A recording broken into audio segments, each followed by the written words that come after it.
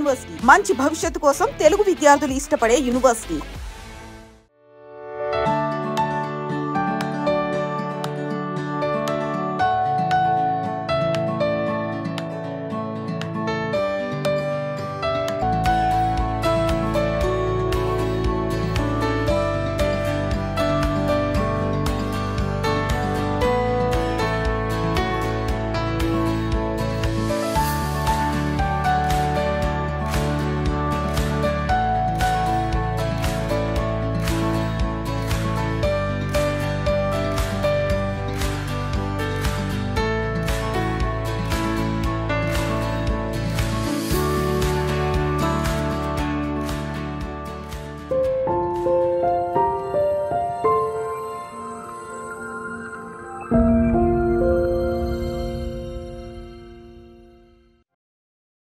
ఇంట్లో 5గురు పిల్లలుంటే సందడి సందడిగా ఉంటుంది.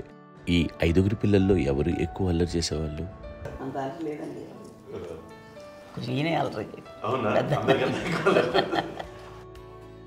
అమ్మ ఇక్కడ ఒకటమ్మా, అల్లరికి, హుషారుకి, చలాకితనానికి, చిలిపితనానికి ఆ తేడా తెలుసుకుని చెప్పమ్మా. అల్లరంటే ఇప్పుడు నా ఇమేజ్ ఏమైపోద్ది, అల్లరంటే అల్లరుడు అని, నేనేమో చాలా రావుడు మంచి బాలుడు అనేలాగా నా ఇమేజ్ ఇది. నేను అలాగే చెప్తుండేవాడిని. నా ఉద్దేశం అదే. నేనేమో అల్లరి నన్నే అంటే చలాకితనం, అమ్మ అల్లరు అనుకునేది లేదండి. ఎక్కువ హుషారు కానీ చలాకి బాగుండేవాడు అబ్బాయి. ఇంట్లో పనులన్నీ మీకు సాయంగా ఉంటాయి? అవునండి, వాడే చేసేవాడు. అది ఇంట్లో ఎవరు ముట్టుకునేవాడు కాదు. మా నాగబాబు అస్సలు ముట్టుకునేవాడు కాదు. అన్నిటికీ నాకు ఆయన సహాయమే పాపం. నాన్న ఆయన ఉద్యోగం అయిపోయారు. నేను పాక్కుంటూ అలాగా వెళుతూ వెళ్ళిపోయాను, నాకు తెలియదు. తర్వాత అమ్మ చెప్తుంటే లేదుగా మాత్రం కొన్ని కమ్మర కోలు ఉంది నాది. ఒక అది పెట్టి అది వెళ్ళి కూర్చోతా ఏడుస్తున్నాను రోడ్డు మీద. అయ్యేసరికి వాళ్ళు 3 years సో నన్ను వాళ్ళు తీసుకెళ్ళి వాడు కమ్మరకులో కూర్చోబెట్టాడు. ఇక్కడికి ఏడుస్తాను, ఎవరికి వెళ్ళాడో తెలియదు వాళ్ళకి. సో అదే ఒక గంట పోయిన తర్వాత అమ్మ ఎత్తుకుంటూ వాడు వచ్చి వాడు చిన్నబిడ్డ చూస్తారు మొత్తం తెచ్చి అది వాడు చూసి ఈ అబ్బాయి అన్నారు. కాదు అనేసింది. అది చాలా అంటారు, సరిగ్గా చూడమ్మా, ఈ అబ్బాయి మా అబ్బాయి. ఏంటమ్మా అంటే ఆ కమర్గోళంలో కింద కూర్చోబెట్టాడు కదా, బస్ అంతా పూజేసుకుని అలాగే అయిపోయింది. అంటే రంగని కాదు కానీ ఆ కబరకోళ్ళలో కూర్చోబెట్టేసరికి ఆ మసిగిస్తూ ఇంకా నలగైపోయింది. అంత నలుపుడేసరికి నా బిడ్డ కాదని అమ్మ వెళ్ళిపోబోతుంది. మళ్ళీ డౌట్ వచ్చి ఆగింది. అది ఆవు నేను నా బిడ్డని తీసుకెళ్ళింది. అప్పుడు ఏం చేశాడు, కాడీస్ కట్టిందో డౌట్ నాకు.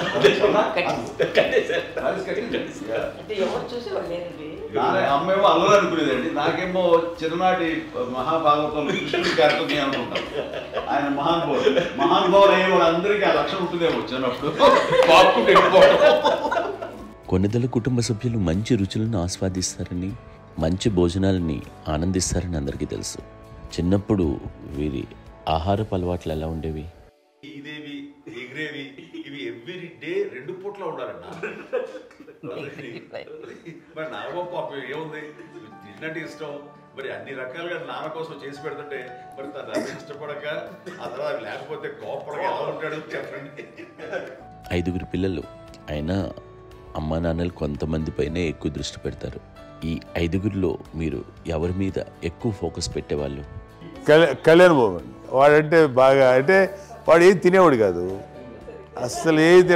ఆడికి ఏ తింటాడని ఇప్పుడు వాడికి నచ్చకపోతే, ఇప్పుడు నేనైతే నచ్చకపోతే చాలా గోల్ చేసేవాడిని. అన్నయ్యకేమో చాలా అన్నయ్య ఏదైనా ఏది పెట్టినా తినేవాడు, అసలు అడ్జస్ట్మెంట్ ఏంటంటే. నాకేమో నచ్చకపోతే చాలా గొడవ పెట్టేవాడిని. తిండి ఇది ఒక అన్నం, ఇదొక కూరలు అని వెళ్ళిపోయేవాడిని. అమ్మకు అమ్మతో తిట్టి నాకు వెజిటేరియన్ ఎలర్జీ ఉండేది, అంటే చిరాకు అనమాట. కళ్యాణ్ బాబు ఏంటంటే తనకి ఇష్టమైన ఫుడ్ ఉంటే తింటాడు సైలెంట్గా, బాగలేకపోతే సైలెంట్గా వెళ్ళిపోతాడు. అమ్మకి ఇదేమేంటారండి, వదిలేమో తన తింటాడు. అటు నిశ్శబ్దంగా నిరసన ప్రకటించేవాడు. దాంతో వాడి గురించి చాలా ప్రొటెక్టివ్గా చూసుకునేది అమ్మ. పైగా చిన్నప్పటి నుంచి కొంచెం వాడు వీక్గా ఉండేవాడు, అంత బలమైన ఇది కాదు. దాని తర్వాత కొంచెం అందుకని అమ్మ వాడిని స్పెషల్గా చూసుకునేది. వాడు స్పెషల్ కిడ్ అయ్యాడు ఇంట్లో. మీ అమ్మగారు మీ అక్క చెల్లెళ్ళకి ఇచ్చిన సలహా ఏంటి? అంటే ఇండిపెండెంట్గా ఉండమంటారు అమ్మ, ఎవరిని డిపెండ్ అవ్వద్దు, మీ పిల్లలు నువ్వే జాగ్రత్తగా పెంచుకో, ఎవరినైనా చేయకు, డిపెండెంట్గా పెట్టద్దు అని ఆవిడ మాకు బాగా ఎప్పుడు ఎక్కువ చెప్తుండేది. నాకు కొంచెం టఫ్ టైమ్స్లో కూడా ఆమె నీ పాటు నువ్వే ఉండాలి, ఎవరి దగ్గర ఉండదు, ఎవరింట్లో ఉండదు, మా దగ్గర కూడా ఉండదు, మీ ఇద్దరు గురించి నువ్వే ఉండాలి.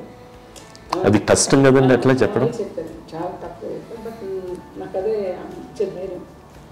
ఇండిపెండెంట్గా అట్లా ఒకరి దగ్గర ఉంటే నీ గౌరవం తగ్గిపోతుంది, ఎక్కడ ఉండదు. అది చాలా నాకు చాలా ఇన్స్పైరింగ్ ఉండేది అమ్మ మాటలు. ఇప్పుడు కూడా అది చాలా హ్యాపీగా అనిపిస్తుంది అని చెప్పింది.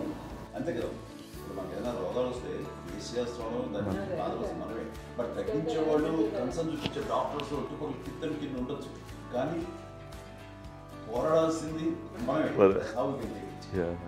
నాకు సార్ కొంచెం ఏదో ఒక డిప్రెస్డ్ ఇదేదో వస్తాయి ఫేస్ ఒకటి, నేనేదో ఇంకా మా అందరి నుంచి నేను సపరేట్ అయిపోయినట్టు ఒక సిచ్యువేషన్ వచ్చినప్పుడు అమ్మ నన్ను పట్టుకుని I'm there for you. Yes, ఎవరు నువ్వు అన్న ఎస్ అన్న ఫ్రెండ్స్ కానీ ఎవరైనా సరే ఎప్పుడు కూడా అలోన్గా మటుకు అనుకోకు, నేను నాన్న ఆవిడ నన్ను పట్టుకొని ఇచ్చిన అఫెక్షన్ లేదా ఫీలింగ్ అసలు బలం అన్నమాట. ఇంకా ఏమైనా చేయగలను నేను, పర్లేదు లైఫ్లో నాకేం ఏదైనా సాధించగలను అన్న ఒక భరోసా తల్లి దగ్గర నుంచి రావడం అనేది నాకు ఎవరు అవసరం లేదనిపించింది. అంత స్ట్రాంగ్గా ఆవిడ support, very strong, very practical. అంత స్ట్రాంగ్ చేసింది నాన్న చెప్పండి.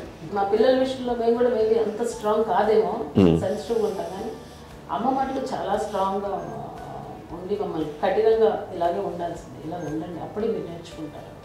ఇక్కడ అమ్మ పాజిటివ్నెస్ గురించి ఇంకో మాట చెప్పాలి.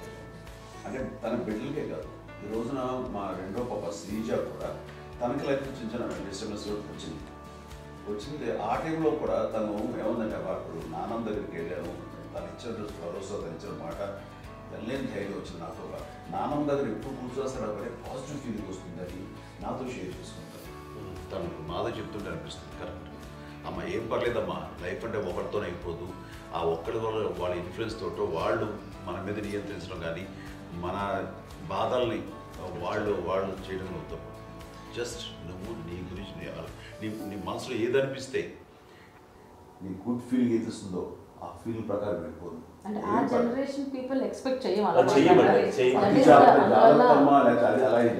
కాదు, ధైర్యం ఉండి అందరికి ధైర్యం బాగా నూరుకొస్తారు. ఫాదర్ కూడా, మా నాన్నగారు కూడా అస్సలు ఎప్పుడు అనేవాళ్ళు, ఎప్పుడు మీరు పెట్టే చెయ్యి మీరు ఎప్పుడు పైన తప్ప తీసుకుని ఎలా ఉండకండి, చేతులు పెట్టండి అనే అట్లాంటివి చెప్తుండేవాళ్ళు. అందుకని మాకు ఇండివిజువాలిటీ మాకు బాగా ఎప్పుడు కూడా ఒకళ్ళని అడగడం అని, ఈవెన్ బ్రదర్స్ని అడగాలన్నా కూడా మాకు అది పడిపోయింది మైండ్లో, కొంచెం కష్టంగా ఉంటుంది. సో నాకు అంటే ఆవిడ మా అమ్మ ఏదన్నా కొంచెం డిప్రెస్ అయినా నేను చాలా ఎక్కువ అమ్మకి షేర్ చేసుకుంటే అన్నయ్య కూడా లేడు. అన్నయ్య ఉన్నప్పుడు ఓకే, లేనప్పుడు నేనే ఎక్కువ షేర్ చేసుకున్నాను. బట్ ద బెస్ట్ థింగ్ మా అమ్మ దగ్గర నుంచి హగ్ అండి. ఈరోజు కూడా మా అమ్మని హగ్ చేసుకోకపోతే అంటే అది నాకు మా అందరిలోనూ, అంటే ఆవిడ పెద్ద చదువుకున్న వ్యక్తి కాదు, పెద్దగా బయటికి వెళ్ళి ఎక్స్పోజ్డ్ కాదు, కానీ ఇవాళ అన్నయ్య కానీ విజయ, మాధవి, నేను, కళ్యాణ్ బాబు ఈ రోజుకి టుగెదర్గానే ఉంటాం. మేబీ మాకు కొన్ని విషయాల్లో నాకు మా మాధవ్కి డిఫరెన్స్ ఆఫ్ ఒపీనియన్స్ ఉండొచ్చు, మా చెల్లికి మా అన్నయ్యకి అట్లా ఉండొచ్చు, ఉంటుందండి ఫ్యామిలీ అన్న తర్వాత. కానీ ద ఇన్విజిబుల్ బాండేజ్ మా అమ్మ ఇచ్చింది, ఆ లవ్ అండ్ ఎఫెక్షన్, హగ్, అవన్నీ ఆవిడ నాన్ వెర్బల్ అడ్వైజ్ ఏంటంటే అందరూ అలా కలిసి ఉండాలనేది ఆవిడ నుంచి మేము నేర్చుకున్నామండి. అది ఇట్స్ ఇస్ నాట్ వర్డ్లీ, అది నోటి మాట కాదు, అది వెర్బల్గా కాదు, నాన్ వెర్బల్గా చెప్పినటువంటి ఇది. సో అందుకని అది మాకు గొప్ప, మేమందరం ఇప్పుడు అలా ఉండడానికి కారణం, అంత కలిసి ఉండడానికి కారణం, మెయిన్ కారణం మా అమ్మ అండి. అది సో అందరూ ఉండాలనేది మా అమ్మ అడ్వైస్. ఇప్పుడు కూడా నేను ఎప్పుడైనా ఏదైనా ఫీల్ అయినా, అన్నయ్య ఫీల్ అయినా, లేదు నాన్న అట్లా వదుకు, ఇట్లా ఉండండి, ఇట్లా ఉండి ఇప్పటికీ చెప్తుంది. మేము ఎవరైనా ఎప్పుడైనా మా చెల్లితో గొడవపడ్డా అనుకోండి, నేను అట్లా అనకరా అని ఎట్లాగా అన్న ఏమో లేదులేమ్మా ఏదో అన్నాను కానీ ఫీల్ అవ్వకమ్మా, మేమందరం కలిసి ఆవిడని అసలు టెన్షన్ పెట్టమండి మేము. సో అలా అది ఆవిడ నేర్పించింది, అలా కలిసి ఉండటం అనేటువంటి బాండేజ్ని ఆవిడ తన ఒక హగ్తో చెప్పింది. అన్నయ్య సినిమా చూడండి, జాదుకే చెప్పాను చూడ, అది మా అమ్మ దగ్గరే ఉందండి. శంకరదాదాలో చెప్తాడు చూడండి. ఇప్పుడు మోడ్రన్ వర్డ్స్లో చెప్పాలంటే మీ అందరికీ ఆవిడ ఒక వైఫై లాంటిది. Yes, you can say that. Yes yes. ఇంకొక అడ్వైజ్ కట్టండి, అమ్మ విషయంలో నేను గొప్పగా ఫీల్ అయ్యేది. కానీ చాలామంది పెద్దలు రిటైర్ అయిపోయి విశ్రాంతి తీసుకుంటున్నటువంటి పెద్దలందరూ కూడా ఆచరించే విధంగా ఒక విషయాన్ని నేను గమనించాను. ఇప్పుడంటే నా దగ్గర ఉంటుంది కాబట్టి ఉన్నాను. అమ్మ విడిగా ఇంకొక ఇంట్లో ఉండేది 9 సంవత్సరాలు. నాన్నగారు పూర్వం దగ్గర నుంచి ఉండేది. 5 సంవత్సరాలు ఒంటరిగా ఉండి నన్ను బిడ్డలందరూ ఎవరు మానవులు వెళ్ళిపోయారు, నేను ఒంటరి అయిపోయాను ఫీలింగ్ అమ్మకు ఎప్పుడు ఉండేది కాదు. తర్వాత బిడ్డలు ఆయా వాళ్ళ టైం బట్టి వచ్చి చూసుకుంటే సరిపోతుంది. అది వారమా, నెలక, 2 నెలక, అసలు ఒకసారి రాలేని పరిస్థితిలో ఉంటుంది. 5-6 నెలల పాటు ఇదే ఊళ్ళో ఉండి పక్క విధుల్లో ఉండి ఎవరి పనులు వాళ్ళు బిజీగా ఉండి, ఎవరి షూటింగ్ వాళ్ళు బిజీగా ఉండి, ఎవరి ప్రొఫెషన్లో వాళ్ళు బిజీగా ఉండి, ఎవరి ప్రొఫెషన్లో వాళ్ళు బిజీగా ఉండి, తన సంసారం తను బిజీగా ఉంటాను. అనుకోసరి అమ్మ ఏమి ఫీల్ అయ్యేది కదా, ఏంటమ్మా రావట్లేదు, అసలు పట్టించుకోవట్లేదు ఏంటి అంటే, అంతేలేమ్మా అని ఇలాంటి నిరసన మాటలు కానీ, ఈసరింపు మాటలు కానీ, లేకపోతే న్యూనతాభావం కానీ ఇలాంటివి ఎప్పుడు అమ్మకు లేవండి.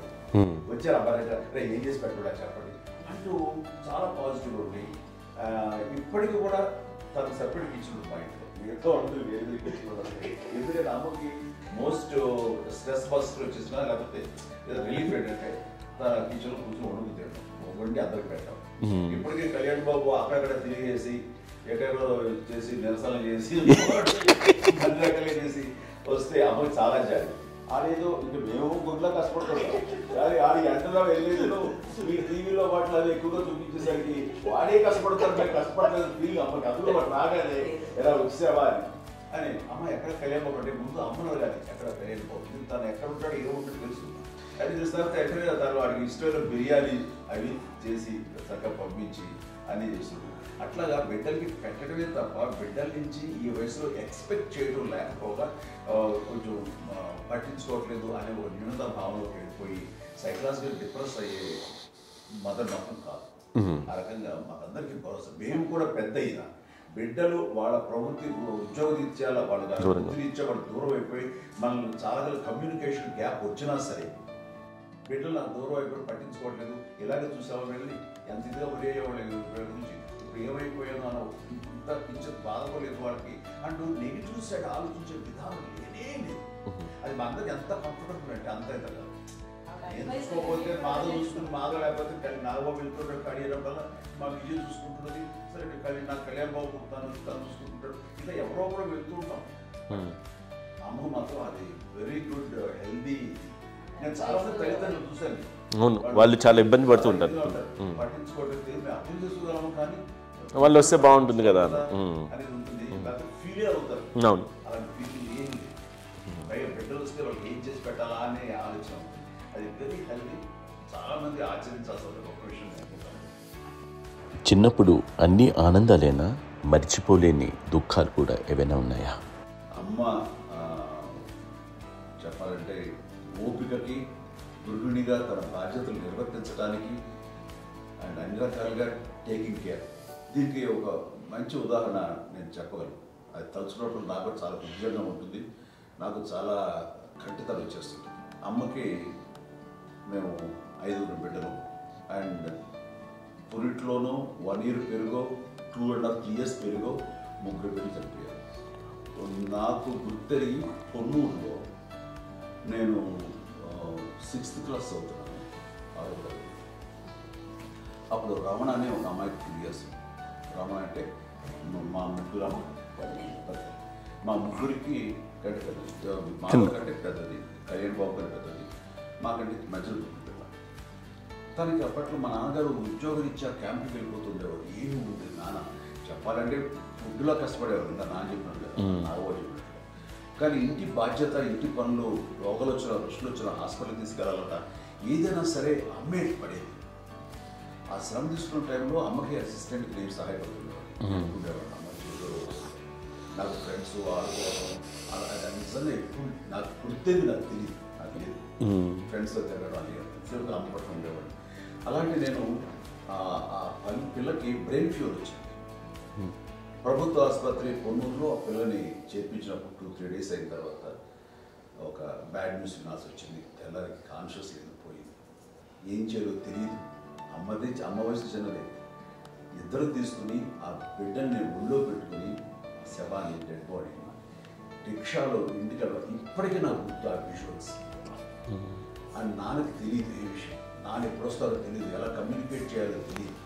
అది తీసుకుని వెళ్ళిన తర్వాత ఇంట్లో పడుకోబెడుతుంటే ఏం చేయలేదు. చుట్టుపక్కల ముస్లిం సోదరులు ఉండేవాళ్ళు, ఫ్యామిలీస్. అక్కడ మసీదు, పొన్నూరు మసీదు పక్కన మా ఇంట్లో ఆనుకుంది. ఆ ఇంట్లో అందరూ వచ్చి చూసేవాళ్ళు, వాళ్ళే హెల్ప్ చేసేవాళ్ళు. ఏం చేయాలో తెలియదు. నెక్స్ట్ రిచువల్స్ ఎలా చేయాలో, కంపకం ఎలా చేయాలో తెలియదు. తను చిన్నది, మిగతాందరూ పసివాళ్ళే. సో అలాంటి పరిస్థితుల్లో కమ్యూనికేట్స్ చుట్టుపక్కల వాళ్ళు మీరు వచ్చి చేయాల్సిన కార్యక్రమాలు చేశారు. ఆ సమయం నాకు ఎక్కడో కమ్యూనికేట్ చేసి డిపార్ట్మెంట్ ద్వారా నాన్న వచ్చేసరికి అన్నీ అయిపోయింది. ఇప్పటికీ నాకు మేము ఇలా ఎన్ని పురుషులు ఎన్నుకుంటున్నామంటే ఎలాంటి ఇది లేకుండా జాగ్రత్త అనే ఒక హెచ్చరికలాగా చేస్తూ అండ్ పంపించాలని సపోర్ట్ చేసి అండ్ ఇప్పుడైతే నా మీద ఎంత నమ్ముకుంటే నేను ఏ నిర్ణయం తీసుకున్నా మరో అండ్ తనకి హాస్పిటల్ పెద్ద ఫోబియా. నేను ఎక్కడికి వస్తాను హాస్పిటల్ రాను. ఈ మధ్యకాలంలో సరే అమ్మ మోకాల ఆపరేషన్ జరిగింది. అమ్మ నువ్వు కుంటుతో బాధపడుతున్నావు, అసలు ఈ రోజున వచ్చిన మెడికల్ అడ్వాన్స్మెంట్లో నీకు అసలు ఏ బాధ తెలియకుండా మోకాల ఆపరేషన్ రీప్లేస్ చేస్తారు అని వీళ్ళందరూ చెప్పాలి భయపడతాను. ఎందుకంటే ఫస్ట్ ఎలా నాకు సపరేట్ అవుతాను, ఎలా చెప్పాలి తెలియదు. ఒక్క ఇదంతా కలిపి నీ మాట వింటుంది, అది మాట మీద నువ్వు చెప్తే వింటుంది. సరే నేను చెప్పాను అంతే. ఏదో నాకు బాగుండు చెప్తే ఎలా ఉన్నారా సరే ఇష్టం రా. లేదులే మా ఊరికి పర్లేదు అన్న. మళ్ళీ ఇంటికి వచ్చాక మళ్ళీ ఇంకొక తెప్పించి మిషన్ తెప్పించి మళ్ళీ టెస్ట్ చేయించి అందరూ బాగుంది ఏమీ లేదు అన్న తర్వాత అప్పుడు పుస్తకంతో పడ్డాడు. ఏదో ఉంది మామూలు టెస్ట్ చేయించాలని చెప్పి శ్రద్ధ ఎక్కువ. మీ పిల్లలకి సంగీతం డాన్స్ నేర్పించారని విన్నాం, అది నిజమేనా? దానికేమో డాన్స్ నేర్పించడం అది నేర్చుకోలేదు, నాకు వచ్చేసి ఇప్పుడు డాన్స్ స్టార్ మీద ఎదిగారంటే అది మా పెద్ద చెల్లి విజయ కారణం. అప్పుడు తనకి 5 ఏళ్ళు, నాకు 9 ఏళ్ళు ఉంటాయి. 10-11 ఏళ్ళు ఉంటాయి నాకు. బాపట్లనా? సో బాపట్ల చాలా చిన్నది, 5 ఏళ్ళు. నాకు ఒక 11-12 ఏళ్ళు. తను తీసుకొని గోడ మీద పెట్టుకోవడం అలా కూర్చొని చూస్తుండేవాడు. కూర్చుంటే అది నేర్చుకుంటుంది. నేను మానసికంగా నేర్చేసుకున్నామండి. ఇప్పటికీ ఆ స్టెప్స్ ఏమిటి వేస్తాను అంతగా ఇప్పుడు దాన్ని తరబడతాయి. ఇంకోటి ఏంటమ్మా నమ్మో నమ్మో ఎన్ని ఉన్నాయో సాంగ్స్ నేను నేర్చేసుకున్నాను అన్నమాట. 5 పిల్లల్లో ఎవరు ఎక్కువ పని చేసేవాళ్ళు, ఎవరు తక్కువ పని చేసేవాళ్ళు? ఏ పని చేయనండి, చేసేవాడు కదా అని అన్నయ్య చేసేవాడు. అన్ని పనులు అన్నయ్య చేసేవాడు. ఇక మా చిన్న చెల్లి పెద్ద చెల్లి ఎక్కువ చేసేది.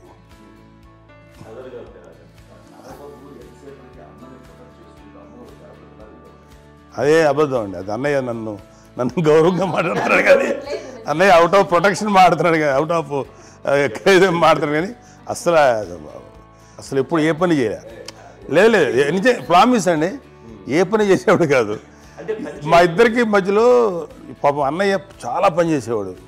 ఎంత పని చేసేవాడు, నేను ఇచ్చిన తర్వాత మళ్ళీ నాకు ఏదైనా చిన్న పని చెప్తే అది కూడా నువ్వే చేయనివ్వండి. ఆ కోపం వచ్చేది, కోపం వచ్చి ఒకడు కొట్టేవాడు. కొడితే కోపం వచ్చేది తప్ప నేను వెళ్ళేవాడిని కాదు. అమ్మకి ఎప్పుడు ఏంటంటే ఒక ఇదే పని చేయడని, అంతే. నిజంగా ఏ పని చేసేవాడిని కాదు. అవునా? లేదు లేదు లేదు మహాప్రేమ.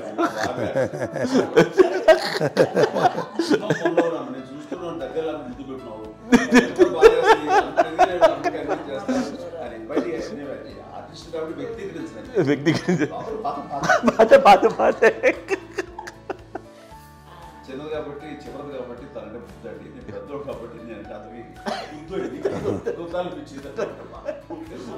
ఎక్కువ కష్టపడింది కానీ మా నాన్నగారి చేతిలో ఎక్కువ అంటే నాన్న బాగా కోపం ఎక్కువ అనుమానించింది కానీ అన్నయ్య పాపం బాగా దొరికేసేవాడు పాపం.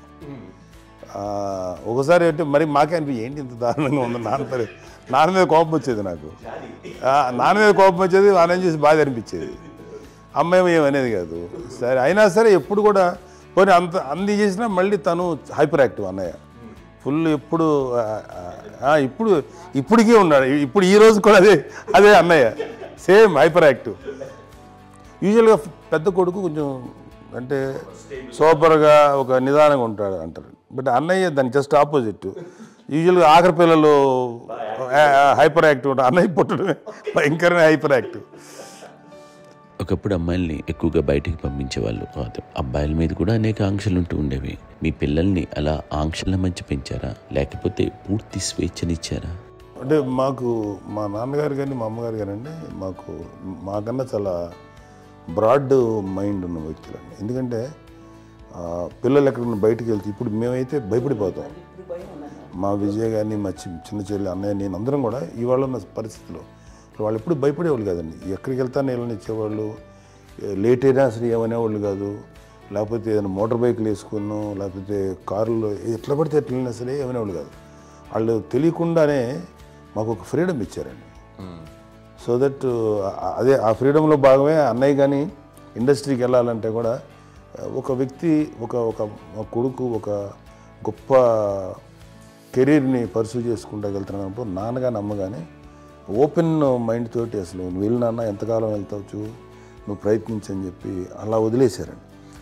అన్నయ్య కూడా ఏంటంటే మోస్ట్ రెస్పాన్సిబుల్గా వెళ్ళి చాలా మేజర్ అమౌంట్ అన్నయ్యకి కూడా పెద్ద అమ్మకు వందలు ఇచ్చేది కాదు. కరెక్ట్గా ఆ ఇన్స్టిట్యూట్లో చదువుకునేటప్పుడు ఎంత ఇవ్వాలో కరెక్ట్గా ఇచ్చేది. తనకి ఎక్స్ట్రా ఖర్చు పెట్టుకుంటే అంటే అట్లా ఉండేది అంతే కదా. అంత జాగ్రత్తగా అన్నయ్య కూడా అంత రెస్పాన్సిబిలిటీగా రెసిప్రోకేట్ అయ్యి చేసి అందువల్ల మా అమ్మ నమ్మకం మా అమ్మగారి మా నాన్నగారి నమ్మకాన్ని అన్నయ్య ఎప్పుడు అది వాడు ఇంత నమ్మకానికి 10 times ఇచ్చాడు.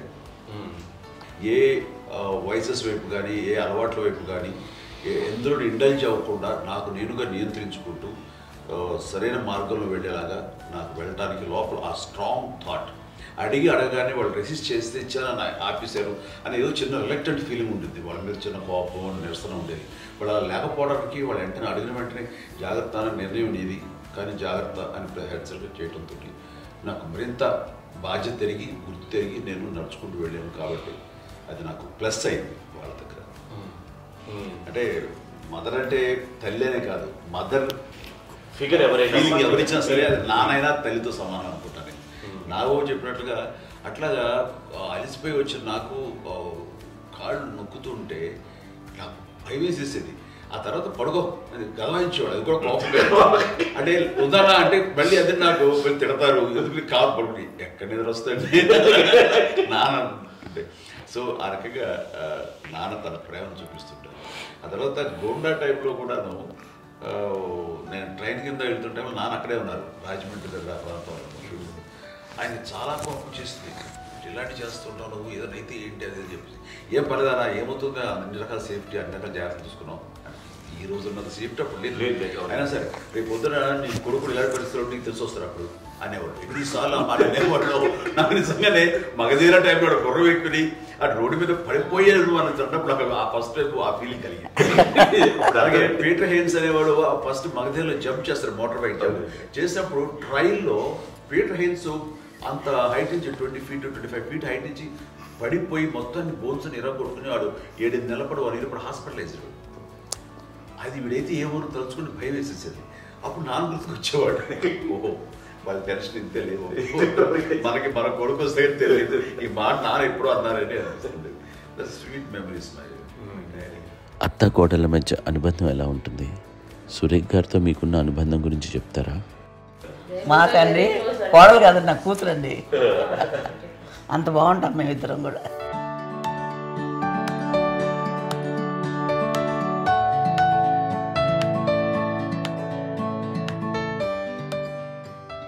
మీది ఒక అందమైన ఉమ్మడి కుటుంబం, అందరూ కలిసి ఉంటారు. ఇంత ఆనందంగా ఉండడానికి కారణం ఏంటి? దీనికి పునాది ఎవరే వేశారు? మా నాన్నగారి క్వాలిటీ నేను ఎగ్జాంపుల్ చెప్పగలను.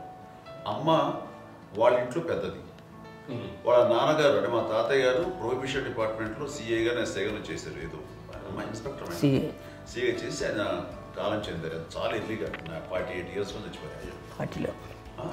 40లో చచ్చిపోయారు. 40 దాదాపు 40 సరిపోతే ఆయనకి అప్పటికి అమ్మ కాకుండా 4 బిడ్డలు. అమ్మ తర్వాత అబ్బాయి తర్వాత 3 ఆడపిల్లలు. వాళ్ళు ఏంటంటే రాకరావడి నాగబాబు కంటే కూడా చిన్నవాడు. అది ఆ వయసు అంత చిన్నవాడు. అమ్మ మా పిన్నమ్మని నాకంటే చిన్నవాడు. అలాంటి పిన్నమ్మల్ని ఆయన వీళ్ళ నాగ చనిపోయిన తర్వాత తన ఫ్యామిలీ అంతగా నాన్న పెంచారు. నాన్న కూడా అరాపురా శాలరీ మీద బతికేదే తప్ప కూడా కాదు. సో తనకు మిగిలిన దాంట్లో మళ్ళీ ఆ ఫ్యామిలీని చూసుకోవడం, మా అమ్మమ్మని చూసుకోవడం, వాళ్ళ మంచి చెడు చూసుకోవడం. వాళ్ళకు ఇల్లు మాత్రం ఉంది మొగల్తూరులో. ఆ ఇంట్లో వాళ్ళు అద్దెకు వస్తే ఆ కొంచెం డబ్బు నానిచ్చే డబ్బు, అక్కడ పొలం కొనిచ్చారు. ఆ పొలం ఇచ్చే డబ్బుతోటి అంతా బాగా చూసుకోరు తన ఫ్యామిలీ లాగా. కాబట్టి నాన్న ఫస్ట్ సూత్రధారి. అమ్మ కూడా ఫ్యామిలీ బాండింగ్ టుగెదర్నెస్ అనేది స్ట్రాంగ్గా ఉండటానికి నాన్న ఏర్పాటు చేసినటువంటి బీజం. అది అమ్మ కంటిన్యూ చేస్తుంది. మేము ఇవన్నీ చూసి మేము నేర్చుకుని మేము టుగెదర్ అంటున్నాము. అందునే we are very rich in terms of emotional bonding. ఎవరికి ఏ కష్టం వచ్చినా, ఎవరికి ఏది ఇబ్బంది వచ్చినా సరే మొత్తం అందరం గుమిగూడిపోతాం. ఏ లెవెల్గా వెళ్ళిపోయి మోర్ సపోర్ట్ చేస్తాం. అంటే వీ డోంట్ ఎక్స్పెక్ట్ ఇంకా అంతమంది ఏముంటుంది ఒకరినొకరు భరోసా. అది మా ఫ్యామిలీ మేము వెరీ స్ట్రాంగ్ అని చెప్పాలి. పెద్దవాడు కాబట్టి అవకాశం నాకు వచ్చింది కాబట్టి అమ్మ ఇది ఎప్పుడు ఎవరు కొన్ని విషయాలు నాగబాబు మా సపోర్ట్గా ఉంటాడు. నాగబాబు ఉండి వాడు ఉంటే భరోసా. అలాగే ఆడపిల్లలు. మీ అందరిలోనూ అమ్మని ఎవరు ఎక్కువ జాగ్రత్తగా చూసుకుంటారు? ఎందుకంటే ఎగ్జాక్ట్లీ మేము కూడా గమనించలేని సున్నితమైనటువంటి ఇష్యూస్ లైక్ హెల్త్ విషయం కానీ, అమ్మ మూడు కానీ, అన్నయ్య ఎంత క్యాజువల్ ఎంత బిజీ ఉన్నా ఒక అమ్మాయి ఉంటుంది. అలాగే చాలా చిన్న విషయాలు కూడా చాలా మెడికల్ ఇంట్రెస్ట్. అందుకని మాకు అన్నయ్య ఉన్నాడు, అన్నయ్య దగ్గర ఉన్న అమ్మ అంటే ఇంకా ఎక్కువ రిలాక్స్ అయ్యాను. అన్న దగ్గరికి వచ్చాక మేము అందరం చాలా కంఫర్ట్ అయిపోయాం. ఎప్పుడు ఎవరు కొన్ని విషయాలు నాగబాబు మా సపోర్ట్గా ఉంటాడు. నాగబాబు ఉండి వాడు ఉంటే భరోసా. అలాగే ఆడపిల్లలు ఇట్లా ఒకరినొకరు అండి కాంప్లిమెంటింగ్ టు ఈచ్ అదర్ అండి. అవి ఒక్కరు కాదండి. అది వాళ్ళు అమ్మ చూపించే ప్రేమగా నేను చెప్పగలను. కానీ బట్ దీని అందరూ సూత్రధారి నాన్న తర్వాత అది అమ్మ మెయింటైన్ చేస్తుంది. ఇప్పుడు అమ్మ నా ఇంట్లో ఉంది అంటే మనవాళ్ళు వస్తారు, మనవాళ్ళు వస్తారు, ఆడబిడ్డలు వస్తారు, వీళ్ళ బిడ్డలు వస్తారు. ఇల్లు ఎప్పుడు కలకలాడతారు అమ్మ. అది మేమందరం ఆచరిస్తుంటాం పండగలకి, పబ్బాలకి. అది నిన్న మొన్న నాగబాబు వచ్చి చాలాసేపు కూర్చున్నాడు. నేను ఇంట్లో లేకపోయినా వచ్చి నాగబాబు కూర్చొని టైం స్పెండ్ చేసి వెళ్ళిపోతుంటాడు. అలాగే చెల్లెలు ఇద్దరు ఆల్మోస్ట్ ఎవ్రీడే మాత వస్తుంటుంది, తను కూడా వస్తుంది. నిన్న సాయంత్రం కూడా వచ్చి ఉంటుంది. అమ్మా మధ్యాహ్నం వచ్చి కదా వచ్చి ఇక్కడే భోజనం చేసుకుని అలా ఉంటుందండి. ఈ తరం వాళ్ళకి మీరు ఇచ్చే సలహా ఏంటి? ఏంటంటే బాగుంటుందండి. పిల్లలు తల్లి కలిసి ఇంకా అక్క చెల్లెలు తమ్ముడు అందరూ కలిసిమెలిసి ఉంటుంది. అన్యోన్యం అంతా సంసారం నిలబడుతుంది. లేకపోతే ఏముందండి ఇక్కడ విడిపోతే ఎక్కడే పడబాడు అంతే. ప్రేమలు ఇప్పుడు లేవండి, తగ్గిపోయాయి. మెకానికల్ చాలా మటుకు లేదో ఇంకా వాళ్ళ పనులు చేసుకోవడం ఏదో జరిగిపోతూ ఉంది అనుకోండి. అంత ప్రేమలు ఎక్కడ లేవండి ఇప్పుడు ఈరోజు. అంటే ఒకప్పుడు ఒకరికి ఇంకొకరు భరోసాగా ఉండేవాళ్ళు. అంటే అందరూ కలిసి సపోర్ట్గా ఇది చేయడం. ఎందుకంటే వీళ్ళ పెద్దనాన్నగారి పిల్లలు కూడా ఆయన చూసేవారు. మా నాన్నగారు అన్నయ్య నాన్నగారు వాళ్ళ బిడ్డలు కూడా నేనే పెళ్లి చేశాను. వాళ్ళు కూడా అమ్మే, వాళ్ళ ఆడపిల్లలు కూడా అమ్మే. చూడండి నాన్న ఎట్లయితే తన చెల్లెలు చూసుకున్నారో అట్లే నాన్న తరపు అమ్మగారి పిల్లలు వాళ్ళు చనిపోయారు చెల్లి గారు. వాళ్ళ బిడ్డలకి పెళ్లిళ్ళు పేరెంటాలు అన్నీ చేసింది అమ్మాయి. అమ్మ అలా చేసింది కాబట్టి అది మాకు మార్గదర్శకం ఉంది. ఇప్పటికీ వాళ్ళు కొంచెం ఒక మాదిరి పరిస్థితి ఉంటే వాళ్ళకి ఇల్లు కూడా పెట్టడం కానీ వాళ్ళకి తగిన సహాయం కనుక ఎవ్రీ మంత్ మా పెదనాన్న గారి అమ్మాయి వాళ్ళు ఆల్మోస్ట్ 70 వాళ్ళకి ఎవ్రీ మంత్ మా ఇంటి నుంచి మొత్తం వెళ్ళిపోతాం 10,000-15,000 ఎన్నో సంవత్సరాలు వెళ్ళిపోతాను బ్యాంక్ నుంచి ఫస్ట్. అదంతా కూడా మా పెద్దలు వచ్చింది. వాడు కూడా వచ్చి అమ్మని అంతా ప్రేమలో చూస్తారు, ఇష్టంగా చూస్తారు. అమ్మ ఇందాక చెప్పినట్లు ఇచ్చే మెసేజ్ ఏంటన్నది అమ్మ మాటలో చెప్పాలంటే బంధాలు బాంధవ్యాలు అన్నది ఎనలేని ఆస్తిపాస్తులు. సో ఎలాగైతే డబ్బు ఎంత సంక్రమించింది, ఎన్ని ఆస్తులు వచ్చాయి ఫిజికల్గా అనే దాని మీద కంటే కూడా ఇవి ఆస్తిగా తీసుకుంటూ నేను విలువ ఎరిగి గుర్తెరిగి దాని ప్రభావం తెలుసుకుని అది కనుక మనం ఇచ్చుపుచ్చుకుంటే ఫ్యామిలీలో అంటే దాన్ని మించినటువంటి గొప్ప సంపద కష్టాలు వచ్చినప్పుడు డబ్బు తీరుస్తుంది కాదండి, కష్టం వచ్చినప్పుడు ఒక భుజం తీరుస్తుంది, ఒక చేయూత తీరుస్తుంది. అది మన బ్లడ్ రిలేషన్ మనలో మనకి అది ఉండటం అనేది అదృష్టంగా ఫీల్ అవుతాం. అంటే ఒకసారి అమ్మ చూసి నాకు ఎందుకు అనిపిస్తుంది అంటే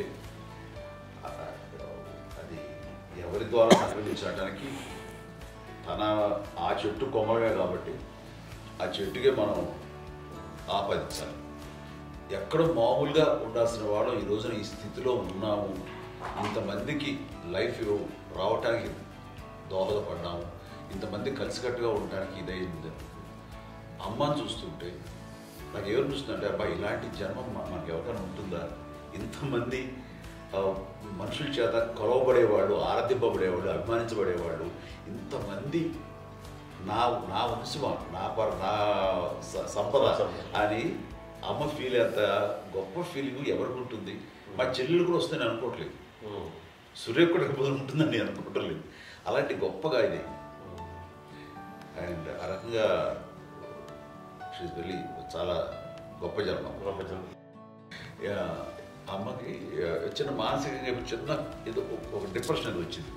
ఏదో నాన్న గుర్తుకొచ్చో, నాన్న లేరనో, లేకపోతే వాళ్ళ అమ్మగారు కూడా అదే టైం చనిపోయారనో, తన దగ్గర ఉంటారు ఏదో ఉన్నప్పుడు మేము అందరం సపోర్ట్గా ఉండి మా కొన్నాళ్ళు నా దగ్గర ఉందిగా అని చెప్పేసి అప్పట్లో అమ్మ వేరేగా ఉంది.